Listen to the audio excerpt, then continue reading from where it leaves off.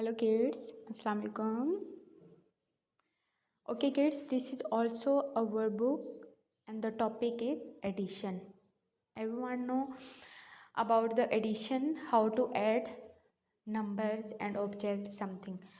So this is also a workbook page. Everyone count this number and solve this worksheet and send it to me on my number. And how to count, look at the number carefully, what is the first number and what is the second number. So draw a line according to that number, or look at the picture also.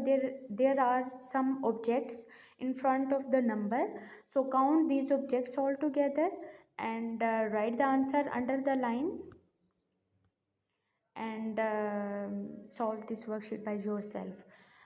So look at the first one.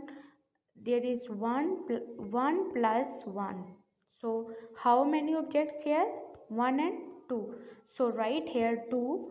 So this is the answer. So come on the next part.